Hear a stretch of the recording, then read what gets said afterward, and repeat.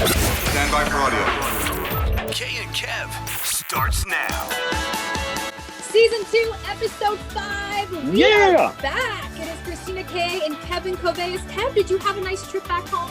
I had a lovely trip back home, yeah. Flying during a pandemic. What's not to love? What's not to have? A lot of excitement. No, it was a great trip. I had a blast seeing my family back in New York. Yeah, the whole airport experience is still kind of weird. It's just quieter. It's like the Wild West. Oh, I like quiet. Quiet can be good, yeah, but it's just it's strange. It's the whole idea of the plane not being full and all that. It's really not bad. Like I get on a plane and we're going back to New York, so it's mostly full, but the seat next to me ended up being empty. I mean, it's the best feeling. Pretty nice. I felt like one of those cool people who like buys out a row because they have the money, even though I don't have the money for stuff like that. But it's like I felt like one of those cool guys and cool gals who like buys up seats. But it was great going home. I had so much fun with the family. Stinks that I didn't get to do all my normal things like going down to Walk 97.5 and hanging. I know. I don't even get to do that. With you and the gang. You don't get to do it. Would have been kind of weird if I did it, right? I'm like, oh yeah, by the way, I was back at the studio. I pretend, I took over your afternoon show for the day. Yeah, it was weird not having you there. But no, I didn't do any of that. But had a great time at home. And the trip went too fast. I was only there a little over a week. But I had a very nice Easter with the family. We went out to a nice meal and had a great time. Yeah. So will you be coming home again soon? You know what? That's the plan. Yeah. So there is an unofficial rumor. It's not a rumor. It is official that celebrity gossip. Celebrity gossip. Yes. There's nothing really celebrity about this, but that children with diabetes, Friends for Life, the Orlando conference is a go. For 2021 in person. Yeah. Last year they did the conference virtually. Unfortunately, I really didn't get to take part as much as I would have liked to have. But they're doing the conference, and I may just be going back and serving as a staff member again. Yeah. So are they going to do it in Orlando? They're going to do it in Orlando. They're going to do it at Coronado Springs. It's going to be much smaller scale. Obviously, given the state of the world currently and all that we're doing, and just in terms of like the amount of people they can have in a room. So they're still figuring things out. They're still kind of crossing the T's and dotting the I's, but it's going to happen. We're very excited to be able to help all these families of children with type 1 diabetes. A cause that, as all of our viewers know, is near and dear to each of our hearts, having type 1 diabetes, both you and I. So it's just, I can't wait. I'm very excited. So that happens in the first week of July. Sure, we'll talk more about that on future episodes. Yeah. But yeah, with those trips, I usually always just go to Florida and then I just swing around and come up to New York and come hang with Sam and come hang with Christina. So that's going to be happening. So yeah, I'm thinking mid-July for a stay of a week or two. So I'll be back in town. Yeah, and hopefully by that point in time, you're going to be back at work. Yes, we're going to be chilling out and about in the world as people do who are vaccinated, or some people doing people who are not vaccinated are doing. So yes, we're going to make it happen, and I cannot wait. Yes. It's funny you say that because I don't know about you, but I've been like more. I don't know if in touch is the right term, but I've been like turning to a lot of my friends like you who have type 1 diabetes just to see like what their reaction has been to the vaccine. So like we're in the same boat more so than ever. So I think that's great, especially if you're a child and you're going through all of this, to have that community around you that's like very relatable and to have some normalcy with that. So I think it's great that you guys are doing it this year.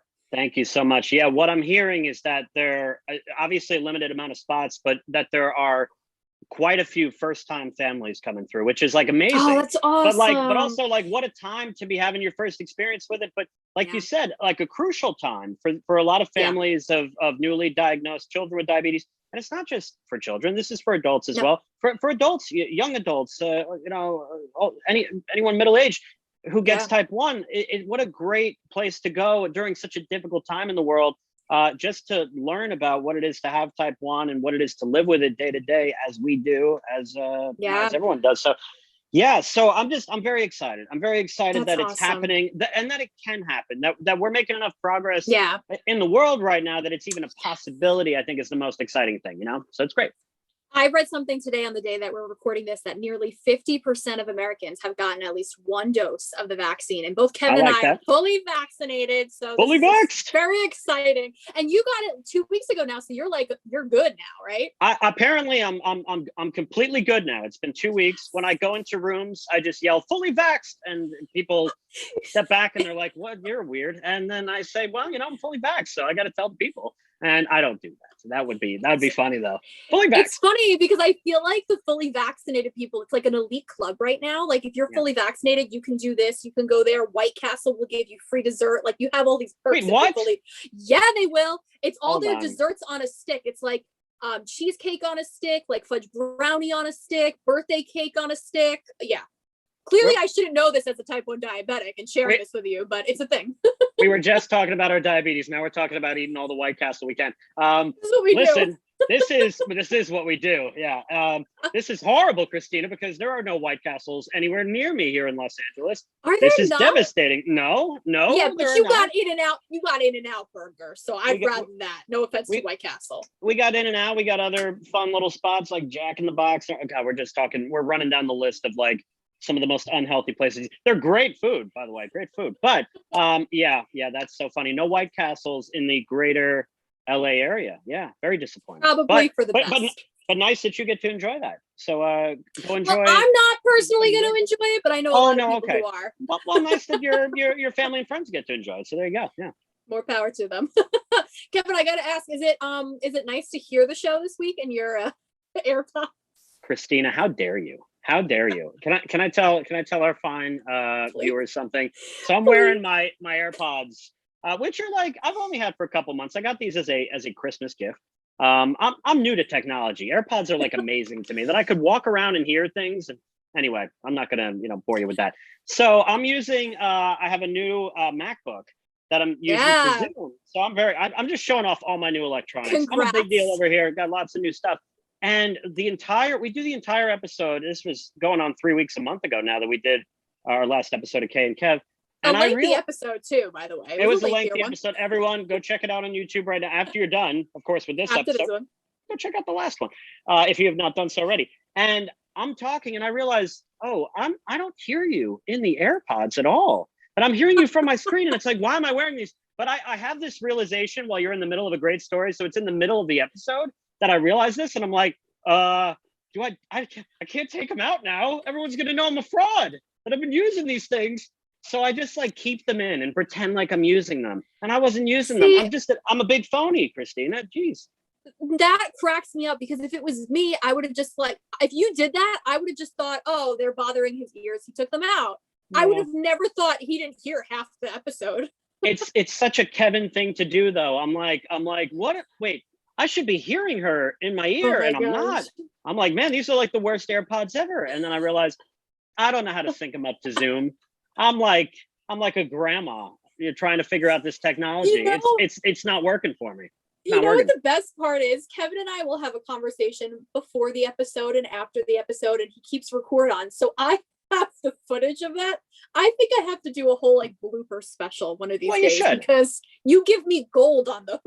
I do. I make so many silly mistakes that we can't help but find some great footage out of it. But it is nice to hear you. Yes. Well, welcome back. What a concept. I had to pretend like I could hear you the entire. I did a great job of faking the entirety of episode 4, but yeah, I can hear you this time. You're a fantastic actor because I had no idea. Thank you.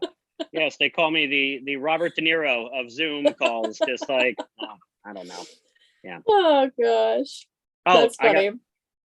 Did I tell you who I ran into? Okay, that was like the worst. That was like the worst segue into our next topic ever. That's why I leave the segues to you. Like we finish, and I'm like, by the way, did I tell you who I ran into? Okay, great segue, Kev. You gotta be the sharper one tonight. It is late at night when we're recording this. I've already done 3 radio shows today. I'm pooped. It's all you, kid. Go. We both have had long work days, and then here we are trying this, and my segues are just pitiful. Okay, so I ran into someone this week, and it was no, we're not even gonna. We're just gonna power through. So I run into so I'm out at one of my favorite local eateries. I'm having something to eat. And enjoying a little alcoholic beverage. And I'm sitting there outside, and someone passes by, and he looks so familiar. It looks like a past even with friend. the mask on. even with a mask on. It looks like a past friend from American Idol. And he walks in and he walks out and I'm like, I know it's him. I know it's him. So he walks by again. And I have to say something. I say, Elliot? Elliot, yeah, me. And he says, hey man, hey, how's it going? Oh, it's Kevin Cavase. How you doing, man? How you doing? That was the worst Elliot impression ever. But like he's just got this like real soulful thing. It's more like this. It's more like this. Hey, Kev, how you doing? And it's Elliot Yamin. It's freaking Elliot Yamin. Oh my gosh. Hadn't seen him in about 3 years probably. Ran into him a while back, and I see Elliot, and you know, it was amazing. We had this long hug, and it was just so great. And we talked and we caught up, and it was just like no time had passed. I was like seeing my old friend. Yeah, it was incredible. I had to tell you about it because I know how you love Elliot. I know how you love him. Adore Elliot. Now, most important question I could potentially ask you here. Sure. Did you tell him that you do a podcast with your best friend Christina, who loves him, and that he should be a guest on it? I have to tell you something. I did not, and I'm going to tell you why. Because I thought about it, and I was like, you know what? You know when you haven't seen someone in a long time, and you don't want to come. Like, here's the thing. It's like you and we talk all the time. I could say anything to you at any point in time. And for the most part, I do. I say some weird stuff to you. You're like, God, you're a weird person. But I love you because we're friends. It's that gold I'm talking about for the blooper reel. It's that gold. It's that, he's wearing AirPods. He doesn't know how to use them because he's a moron. But it's a little different when you see an old friend like Elliot. Yeah. I will always consider a close friend. But sometimes you can have close friends that you don't see for years at a time. And then you see them and it's like no time has passed. Yeah. Having said that, I was still a little afraid of like coming on too strong, you know? Yeah. Like, I don't know why. I'm not afraid to talk to him about anything, but I was like, you know what? I'm not going to let this much time pass. And I said to myself, because we're going to, I said, I'm going to see him within the next month. I'm going to see Elliot, or I'm going to talk to Elliot, and I'm going to say, Elliot, I do this podcast with my friend, one of my best friends, Christina, and we are dying to have you on as one of our very first guests. And what do you think about it? And I'm going to. But you'd be so proud of me because I thought to do it. I didn't. I am proud of you. That is a big deal to even have it come into your head. So I'm proud. Isn't it a big deal that I thought enough to think it? You know what I mean? Yes. Like normally I wouldn't even think it because I'm dumb. But so I thought about it, and anyway, I'm going to ask him because I think it would be perfect. And it was like, what fate? You and I mere weeks ago were talking about this, and I just happened to run into one of my closest old friends from my American Idol days. For those of you who are not familiar, Elliot Yamin, on the fifth season of American Idol, in which I placed in 11th, Elliot nearly won the damn thing. He was in 3rd place overall. Shut up, boy. From a still not over that. Hey, excuse me. I was on that season. Okay, so you say he should have won. After you he was in with the top 3. Let's be clear. I should not have won. I should not have won that season of American Idol. It's the best season ever. There was some powerhouse voices. But I second you in that, Elliot. And I was there eating with a friend, and my friend had not met Elliot. And I said to my friend, I said, this is one of the best vocalists that I've ever met in my freaking life. Yeah. And he was like, and he did his gee shucks thing that he does because he's a modest guy. Yeah. That Elliot, I mean, but it was amazing. But I think just more than anything else, just seeing old friends. How great is it to see someone that you haven't seen in years? And it's like no time has passed. Don't you love that feeling? It's such a great feeling. It's funny you say that. I mean, I didn't run into Elliot Yamin or anything like that, but I got the chance to do something, to actually get out of my house and do something with one of my coworkers, Patrick Shea, who does afternoons here as my program director. You know Patrick. That's a segue, by the way. What you just did was an amazing segue. Keep going. Thank you. Have you done this before? Have you been on radio for a while? Okay, yeah, continue. Yeah, sorry. Today for a while, yes. Today alone I have. There you go. So I haven't seen Patrick in well over a year, since last March. And I met him at the aquarium. We went to the Long Island Aquarium, which I had never been to before. And he's a pro. He's a pro at the aquarium. So we went there for work and we did this video. And when I'm sitting there on the bench and he walks up and I start tearing up because I was not expecting that. I have not seen P. Shea in a very long time. And it was like seeing family again. That's beautiful. I mean, I talk to him multiple times a week on the phone. We have like meetings, but it was so nice to see him and like to have some normalcy and to go to a place that I've never been to before. I don't know, Kevin, have you ever been to the Long Island Aquarium? No. Where is the Long Island Aquarium? This place is so awesome. It's in Riverhead. This place is massive. I'm gonna it's not a celebrity picture or anything, but I'm pretty excited about this. I got to meet Dwayne The Rock Johnson, the Penguin. Oh, that's adorable. I mean, oh my god. I freaked out. I don't know. To be honest with you, I don't know if anybody can take a picture with the Penguin, but we got to. And I fangirled hard. you weren't even supposed to. They said, hey, just because you're on the radio, you can't be taking pictures with our penguins, okay? They didn't say that. It was a big deal. I mean, so we met penguins and sea lions, and they had otters and owls, and they had like so many amazing animals there and so many cool things to do. I had the best time. Favorite encounter of the animal encounter of the day was it Dwayne or was it someone else? Dwayne was pretty iconic, especially because I didn't know what was about to happen. Patrick told me to sit on the bench, so I sat on the bench and I'm like waiting, and then the penguin's there, and I'm like, "There's the penguin." There's a video coming out soon. I cried a couple of times that day. It was pretty cool because they didn't tell me what was around every turn and what we were about to do. So yeah. Patrick is known for getting videos of me crying. Whenever I see Patrick like this, like with his phone out, just like looking at me, I'm like, I'm about to cry. Why am I about to cry? He's done it 3 times. He did it 3 times to me. He did it at the aquarium. He did it the moment they told me that I was going to interview the Backstreet Boys, and I fell to the floor crying. And he did it when Mickey came to my job. Mickey Mouse came to my job. He came out of our conference room, and I just like fell to the floor, hysterical crying. So I always know when Patrick's phone is pointed at me, I'm going to cry.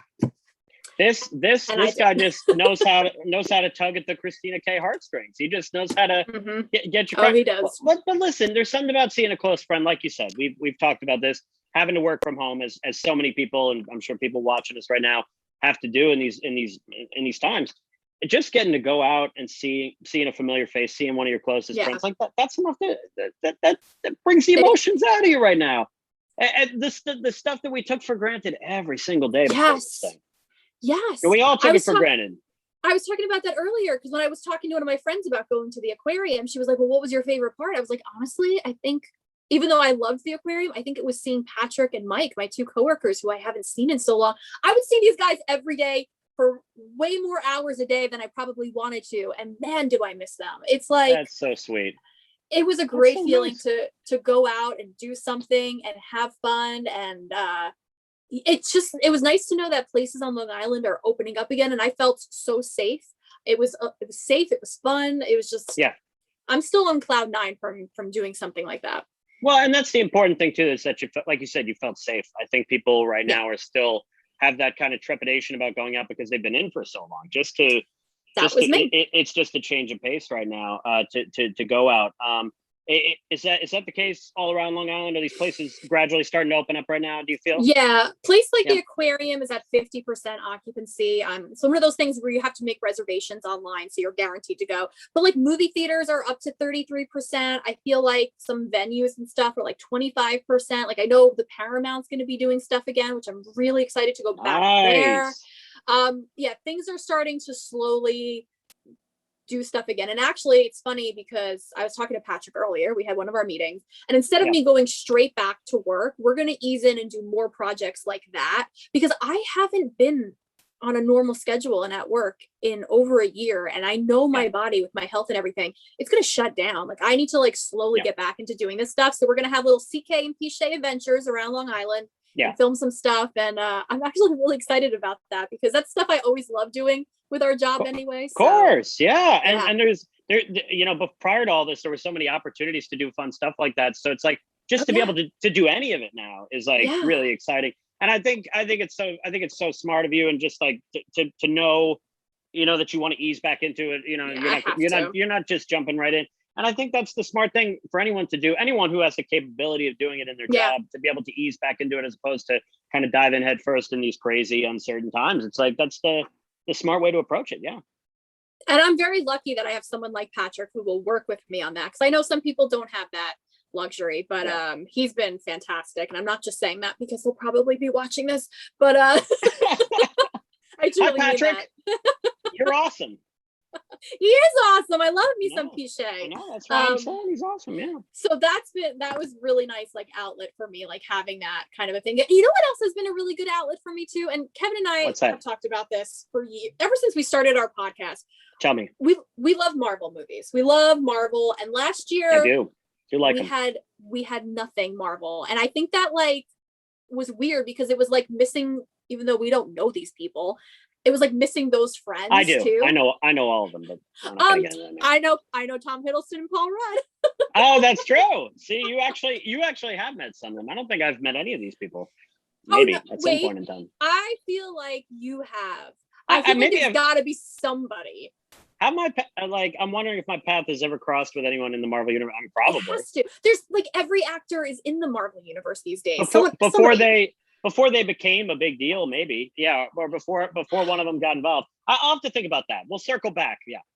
I'm going to think about that too, because I'm pretty good at like connecting what people are in and what they've done. So I'm going to think about this for you. 6 degrees of Kevin Bacon or whatever? Yeah. We're going to figure out the 7 degrees of Kevin Kovacs right now. That's what we're going to do. We got this. We might have to go a few more degrees, but we'll figure it out. Oh no, we will. But I was thinking it was 2 years ago this week that Avengers Endgame came out. And that was like the movie that kind of changed movies and the movie going experience. And like, sure did. That was so memorable. But man, did it predict a lot of things that happen in this world when you think about it? Yeah, that's kind of scary, right? I mean, just like everything that followed that. Yeah. And the premiere of that whole thing. Oh my God, I can't believe it's been 2 years. Can't believe it's been 2 years since I sat in the second row with my neck that. Saw that in the second row? I've told you why, right? That is the longest movie in the world to be watching from the second row of a movie theater. I know, but but you may remember why. Unfortunately, I'm bringing this to a sad place. But unfortunately, my grandfather passed away 2 years ago, and he passed, and we had tickets to go see it, and then opening night, obviously, and then that we did not go see that. And then my sister, being the G that she is, because she's so awesome. I just call my sister a G for some reason. I don't know. I think I'm cool. My sister's just a great person. Let's just say that, because I'm super white and shouldn't say G. But so my sister, she is always very savvy, so she bought backup tickets. Unfortunately, these backup tickets were in the second row. Because beggars can't be choosers, and theaters were packed. So we sat in the second. We sat in the second row, me and my sister and my brother and his girlfriend, and we were just like, our necks were like crazy. But you know what? Totally worth it. I didn't even care that I was in the second row. I had a freaking great time watching this movie. I didn't even care. Any other movie, if it was like a normal movie, I would have been pissed because it would have sucked. Well, but this was fun. True. Yeah, but it wasn't a normal movie. It was a great one.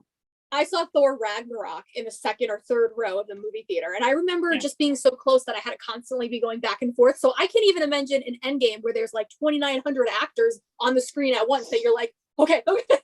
It was a lot. It was an ordeal at times watching it, but also it was just, I mean, it was just so eventful, so much fun. I didn't mind after a while. It was okay. So I'm glad that Marvel movies are back. Almost back. Black Widow comes out in July, but we have, WandaVision. That whole series is done. Falcon and the Winter Soldier, which we're not going to talk about because I know some people, Kevin, have not watched the whole thing yet. I gave you a proper segue to give to what to tell the people. Not everything's a segue. I told you to tell the people. I told you to tell the people that, like, we talked about it last episode, so we'll just talk about it next episode. You don't have to put me on blast. No. You don't have to put me on blast and tell the people, Kevin didn't watch the episode. When it comes to something that I tell you to watch and you don't watch it, I'm going to call you out. But I watched WandaVision in a timely fashion. You did, and I was so proud of you. But this was the one that you were like, I'm not going to wait for this one. I'm definitely going to watch it as it comes out. I will do it. You know what? There's something more fun about waiting for them all to come out and then just watching them one after the other. They all did come out. They're all out. They're all out there. Are you serious? Wait, it's done now? It was only 6 episodes. Oh, I thought it was 8. See, no, okay. 6. Wow, surprise. I'm such a fool. I'm not the Marvel fan that you are, but we already knew this. I'm psychotic. That's why I am. It's laughable compared to you. I'm nowhere near your level of Marvel fandom. But Okay, well, prior to the next one, I will watch. Now, having said that, we got to move past this because I feel ashamed, and I don't want to, belabor the fact that I haven't watched this. No, have we? What is this new Marvel announcement or this new teaser? I am Because so there's happy. There's something going down, and I want to know more about it. Okay, so I'm not going to get into too many details, but they did announce that Captain America 4 is happening, which is very exciting because I think you and I might have talked about this where it's like, okay, are they done with all the characters we know and love? Like, are they not going to have like certain characters again? Sure. But the fact that they announced Captain America 4, granted, we don't know if Chris Evans is going to be a part of it or not, but it's happening. Why wouldn't he be? Come on. Well, come on, Chris. Look, I get that he wants to pursue other projects. Nothing's ever going to be as good as this. People aren't going to love him as much for any other role except for Captain America. Let's be real, Chris Evans, you're a beautiful specimen, but like Captain America is like the role. So I can understand he wants to pursue other projects, but also now, circling back to Endgame, yes, his ending was kind of perfect for Endgame with how it ended, where he went back in time and got to be with Peggy and everything. For him to come back, it would have to be a really good plot for him to like untie those loose ends again and come back and like do something again. You know what I mean? How much? I mean, these. I mean, these actors' journeys as playing these characters pretty well. Yeah. Like, how much do you think that's involved? Obviously, they need a good storyline, but do you think that that's like, if they just like hand them a blank check? I know Chris Evans is not all about the money. But I'm saying, like, if they just hand him a blank check and say, we don't have a finished script, we need you to we need you to sign here, we need you signed on for this thing, or some actors would do that. Or do you think that Chris Evans needs to be like, you know what, I need to believe in the story, I need it to be like this. It's going to be that, okay? Yeah. He's one of those actors. I think for some of them, they probably would be like, yeah, I'll just keep doing it until I can't do it anymore. But I think for him or Robert Downey Jr., they want it to be a story that they believe in. Oh, which speaking of, oh my gosh, did you see it? I don't know where in LA. I know LA is a pretty big place, but there was a petition. There's some fans rented a billboard and they said bring to Marvel, and it said bring back Robert Downey Jr. as Iron Man. I did see this. You saw it, okay? No, I didn't see it in person. I saw the story. I'm sorry, I disappointed you. I've not seen it in person. No, I haven't been out of the house a ton myself recently. Actually, a lot of working from home and a lot of auditioning from home. But I will say that I did see this, and listen, it makes sense. It makes sense because it just feels like he has more to give in the role, and people aren't ready for these characters to go yet. No. You know, I'm not. For me, I've been watching them because it's like connecting with old friends, and I've been introducing my sister to them because, believe it or not, she's never seen these movies before. So for me, like, the more I'm watching them, I'm like, I can't, I know these characters' fates, and I still can't let them go. Like, I need them in my life more than ever. Well, and I totally agree with you. And I think from like an actor's standpoint, I'm not going to pretend to know what it's like to play a freaking Marvel character. I've not, had that good fortune in my career yet at this point. But I will say, I think for an actor, I think for these actors, actresses, there's a great worry that, okay, the last thing in the world they want to do is run this character into the ground. It's like, they want it to stay fresh. They want it to stay relevant. And it's like, from a viewer standpoint, they're going to want to see it regardless because of their deep love and affection for these characters. And I think the beauty of the Marvel world is that even if you do sign on, like if Chris Evans did sign on for a 4, for a 4th installment of this thing, I don't think there's any fear of it being bad. There's a fear it's either going to be great or it's going to be that was okay. When has Marvel made a movie where you're like, oh, this is bad? They don't.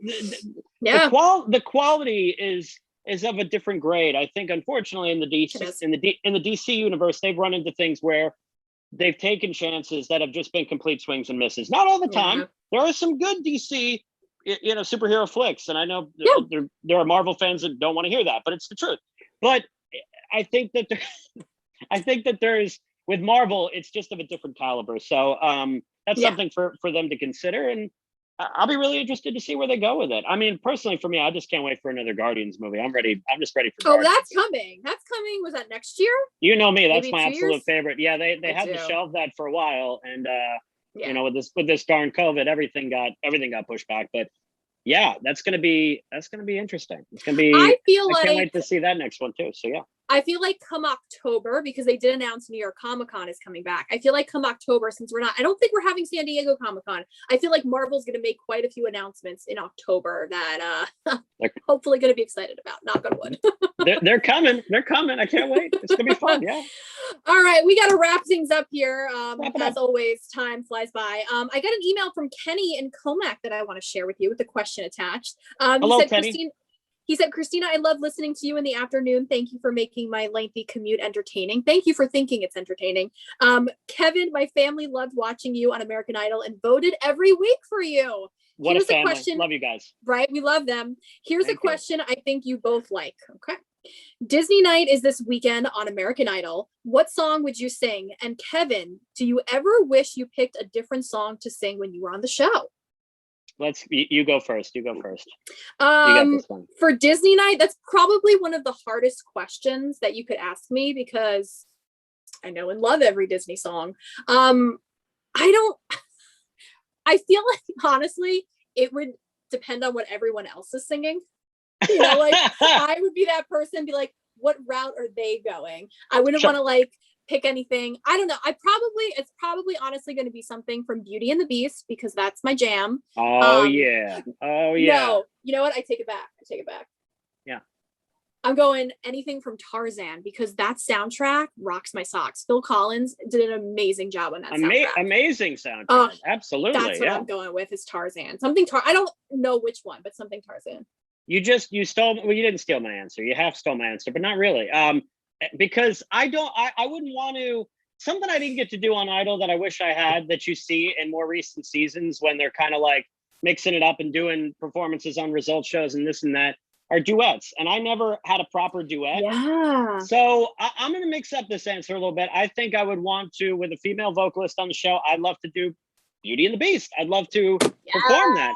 I think there have been times I've never even done that at karaoke. That's like at the top of my list of like regular karaoke songs to do, is to go up with a female vocalist and rock that one, because I've performed many times in my car and I think it sounds dope. And I'm like, oh, I sound pretty good on this part. So I think Beauty and the Beast would be the choice. Yeah. And I think maybe with Christina K. I was going to say, Kevin, are you asking me to go to karaoke when things are normal and sing Beauty and the Beast with you? No, I'm not. I'm asking you to go to the American Idol stage. To the American Idol stage. Even better. Let's do it. In front of millions. Let's go. I'm just going to ask to go back in the show and be like, hey, I was here. I'm just going to knock on the door a bit. I was here 15 years ago. Don't know if you remember me. Yeah, do-over. Didn't they do that with recently on a recent episode? They had like previous contestants. That's right. We're not talking a bunch of Idol currently on K and Kev. Not for any particular reason. I just know we have other stuff on the agenda. Yeah. But yeah, that was interesting that they're bringing back past contestants. Well, they could do that again, but instead this time it's me and you, and we perform that. I would love that. Let's do it. That would be fantastic. I want to answer the second part of his question quickly. So can you ask it again? Kevin, do you ever wish you picked a different song to sing when you were on the show? Oh, only every day of my life. Yeah. No, you know what?